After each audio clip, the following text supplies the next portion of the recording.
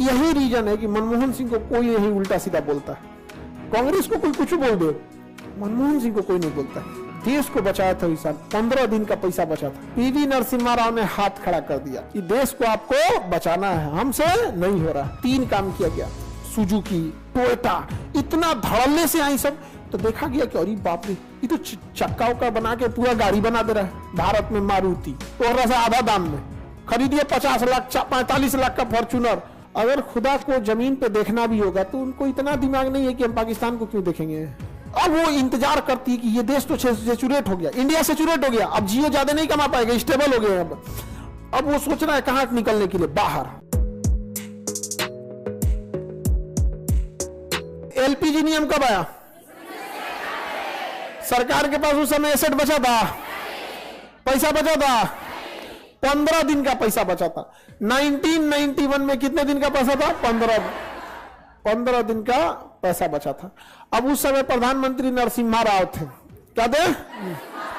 अभी उनको मिला को भारत रत्न, तो पीवी नरसिम्हा राव थे। अब वित्त मंत्री उस समय थे मनमोहन सिंह।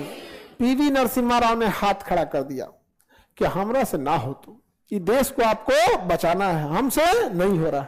तो पीवी नरसिम्हा राव ने जब खुला छूट दे दिया, किसे? मनमोहन सिंह। तो उन्होंने एलपीजी नियम लाया। 15 दिन का पैसा था भारत के पास, कितने दिन का? कहा था कि हमारे पास एसेट खरीदने का पैसा, 15 दिन का पैसा है। और विदेशी व्यापार को आप कैसे रोक सकते हैं? पेट्रोलियम विदेश से आता था, दवाइयां विदेश से आती थी, जरूरत की एसेंशियल चीजें कहां से आती थी? विदेश से। आप घर की चीज को रोक लेंगे, विदेश वाला कैसे? हमारी हालत श्रीलंका से खराब थी। श्रीलंका के पास 40 दिन का था, हम लोग के पास 15 दिन का था यहाँ पे। तो इतना बुरा दिन था यहाँ पे। तब हम लोगों ने क्या किया कि अपने खर्च में कटौती किया, खर्च में कटौती किया। कहा कि हम कोई एसेट नहीं खरीदेंगे, एसेट कह देते हैं कि प्राइवेट लोग खरीदे। कौन खरीदे? प्राइवेट लोग खरीदे। तो प्राइवेट आदमी को कहा गया तुम एसेट खरीदो। कहा गया तुम भी हवाई जहाज खरीद लो। Sahara airlines, Jet airlines, IndiGo airlines. अगर सोचिए, अगर ये नहीं रहते, प्राइवेट नहीं किया गया रहता, तो सारा जहाज किसे खरीदना था? सरकार को। 15 दिन के पैसा, पंखा डोलाने का पैसा नहीं था, बेना खरीदने का, जहाज खरीदाएगा। अब कंपनियों के पास पैसा था, तो क्या किया गया? प्राइवेट कर दिया गया। क्या किया गया? प्राइवेट कर दिया गया। और क्या किया गया? विदेशी कंपनियों को कहा गया कि आप भी आइए। तो उसे क्या कहा? ग्लोबलाइजेशन। Globalization, globalization. विदेशी कंपनियों को कहा गया कि आप भी आइए।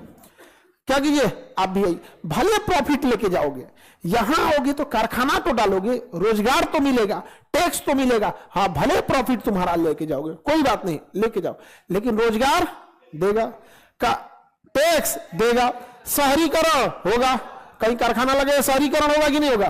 तो विदेशी कंपनियां, जैसे ये कहा गया, कोई कंपनी आने को तैयार नहीं। प्राइवेट कंपनी कहां से दे? सरकारी कर्मचारी से लूट के रद्द कर देगा सब, फाइलें आगे नहीं बढ़ाएगा सब। तब कहा गया कि कोई लाइसेंस की जरूरत नहीं, लिबरलाइजेशन। क्या कर दिया गया?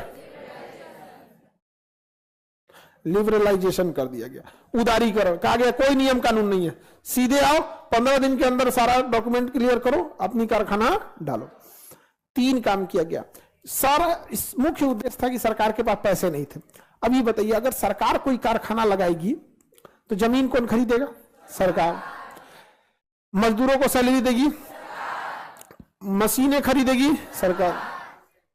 पैसा कितना है सरकार के पास? 15 दिन। अब जब ग्लोबलाइजेशन हो गया तो विदेश से कंपनी आई, जमीन कौन खरीदा? विदेश की कंपनी। कारखाना लगाया, विदेश की कंपनी। सब तो विदेश वाला किया, और बाकी बच गया वो प्राइवेट। हॉस्पिटल खुल गए, प्राइवेट दबा के। अच्छा सोचिए, प्राइवेट हॉस्पिटल को हटा के देखिए आपके यहाँ का एरिया का क्या हाल होगा। जनसंख्या की समस्या जो बोलते हैं लोग ना कि हम दो हमारे दो, भारत की जनसंख्या कंट्रोल करो, प्राइवेट हॉस्पिटल बंद कीजिए, देखिए कंट्रोल हो जाएगा जनसंख्या। आधा को तो मार डालेगा सब। हाँ, आधा को मार डालेगा सब वहां पे। सबको ऐसा लगता है गेम खेल रहा है सब, आधा को तो वैसे मार डालेगा सब यहाँ पे। प्राइवेट स्कूल बंद करके देखिए। हाँ, हम लोग न लौट गए सिंधु सभ्यता, सरकारी स्कूल के बोलो तो देखिएगा यहाँ पे हम लोग फिर वही स्लेट चौक से पढ़ने लगेंगे लोग यहाँ पे। तो प्राइवेटाइजेशन, ग्लोबलाइजेशन, इससे सरकार का खर्च बचा कि नहीं बचा? यहां पे रोजगार देने की जिम्मेदारी जो केवल सरकार पे थी, अब प्राइवेट कंपनियों पे भी आ गई। बहुत सारे लोग विदेशी कंपनियों में काम करते हैं, हिटाची एसी कंपनी में, एलजी कंपनी में, होंडाई कार की कंपनी में, टोयोटा कार कंपनी में लाखों लोग काम कर रहे हैं कि नहीं कर रहे हैं? प्राइवेट कंपनियों में टाटा, महिंद्रा, अडानी, ये सब पे काम हो रहा है कि नहीं हो रहा है? और इन लोगों के लिए लिबरलाइजेशन सरकारी हस्तक्षेप होता है। लिबरलाइजेशन तन जाके कोई अडानी को चमका के देखे, चमका देगा खुद? नहीं चमका देगा। तो एलपीजी कब आया? 1991। ये लिबरलाइजेशन सही था या नहीं था? गलती ये हुआ कि इसे 10 साल पहले लाना चाहिए था। 10 साल पहले। समझिए कैसे।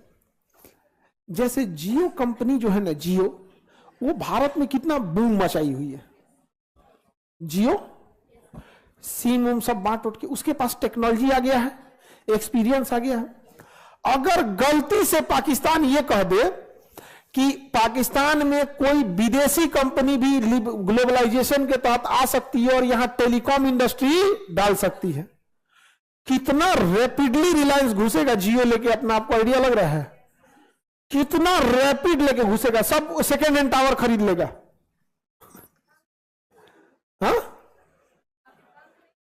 पाकिस्तान अपने यहां नहीं किया है, अब कर रहा है, अब जागा लोग। अभी तो सब पाकिस्तान को ग्लोबलाइजेशन की क्या जरूरत है? उन सब का डायरेक्ट बात फरिश्तों से होती है। हम लोग जाहिल इंसान लोग, हम लोग को क्या पता? हम लोग को ऊपर वाला देखता भी होगा कि नहीं देखता होगा? हम लोग, उनके नजर में हम हिंदुस्तान वाले लोग कीड़े मकोड़े हैं, वो नेक लोग हैं, फरिश्तों से डायरेक्ट बात होती है, फोन नंबर रखा है सब। हाँ, उनको जब कोई मुसीबत होगी तो हाँ मैसेज कर देगा सब, उसका अलग टीम बनाया है वो। लगता है कि अच्छा ही बताओ, अगर खुदा को जमीन पे देखना भी होगा तो उनको इतना दिमाग नहीं है कि हम पाकिस्तान को क्यों देखेंगे? अच्छा, अगर वो देखते तो आज यही हालत रहता। अगर वो देखते तो यही हालत रहता। लेकिन अब कौन समझाएगा उन लोग को? खैर, आप फरिश्तों को कुछ नहीं बोल सकते। हाँ, एक आदमी को ऐसे खूब समझाए तो बड़ी अंदर अंदर खुश हो रहा था कि फरिश्ता बोल रहे हैं पाकिस्तान वाला। हम कहे कि जो इबलीस था ना, इबलीस हम मुस्लिम लोग को पता होगा, वो भी बहुत इसी समय था, बहुत बड़ा शैतान में इबलीस था। वो भी पहले फरिश्ते टाइप का था आदमी, बाद में बिगड़ गया यहाँ पे। तो वो सब अभी कर रहा है सब लिबरलाइजेशन। हम लोग कब किए? तो समझिए, कोई भी देश की कंपनी जो होती है ना, अपने देश में पहले कंपनी को स्टार्ट करती है, वहां टेक्नोलॉजी सीखती है, पैसा कमा लेती है, कैपिटल हो जाता है। अब वो इंतजार करती है कि ये देश तो सेचुरेट हो गया, इंडिया सेचुरेट हो गया, अब जियो ज्यादा नहीं कमा पाएगा, स्टेबल हो गया। अब वो सोच रहा है कहां निकलने के लिए, बाहर। कहां निकलने के लिए? बाहर। अफ्रीका ने अलाउ किया कि कोई टेलीकॉम कंपनी आ सकती है। एयरटेल पहुंच गया अफ्रीका में, छाप गया पूरा अफ्रीका। जिस समय जियो इंडिया में छाप रहा था ना, उस समय एयरटेल अफ्रीका से। आज एयरटेल को सबसे ज्यादा कमाई कहां से होती है? अफ्रीका से। पहुंच गया कि नहीं पहुंच गया? तो कंपनियां जब ग्लोबलाइजेशन हम करेंगे ना, तो विदेश की कंपनियां, अगर कोई भी देश ग्लोबलाइजेशन करेगा तो बाहर की कंपनी उसमें धड़ल्ले से आ जाएगी, तुरंत क्या हो जाएगी? आ जाएगी। यहां पे तुरंत आने से बहुत फायदा होता है। अब जैसे हम लोगों ने ग्लोबलाइजेशन किया, अमेरिका की कंपनी मैकडोनल्ड बर्गर बनाती थी। क्या बनाती है? बर्गर। और बर्गर बनाने में बहुत एक्सपर्ट थी, वो बहुत अच्छा क्वालिटी का बर्गर बनाती, वो प्रीमियम लोग खाते। 91 में जैसे हुआ ना, उसके पास एक्सपर्टीज था, ले आके धड़ाम से इंडिया में कूद गया। मुंबई, चेन्नई, पटना, हर जगह खोल दिया मैकडोनल्ड। बर्गर, महंगा बर्गर आता था। उकरा देखा देखी, ठेला वाला देखा,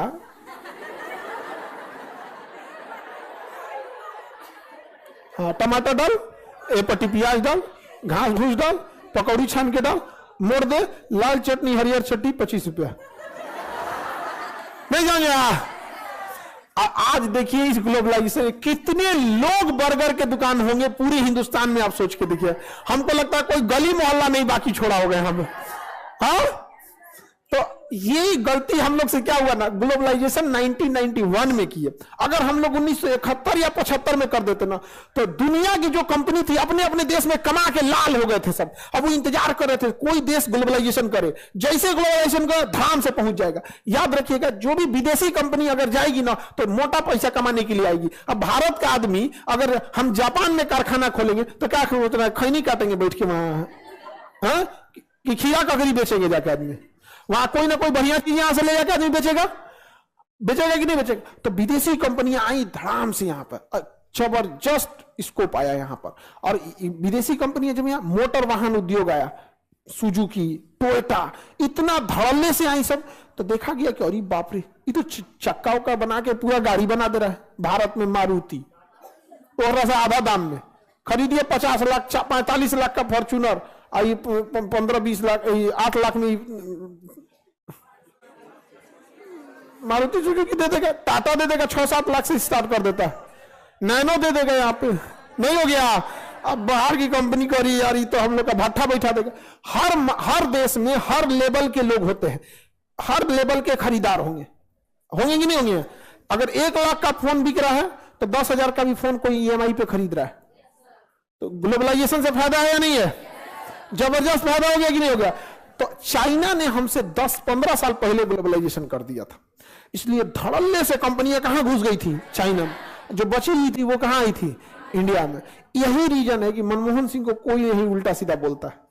कांग्रेस को कोई कुछ बोल दे, मनमोहन सिंह को कोई नहीं बोलता है। देश को बचाया था इस साल, 15 दिन का पैसा बचा था।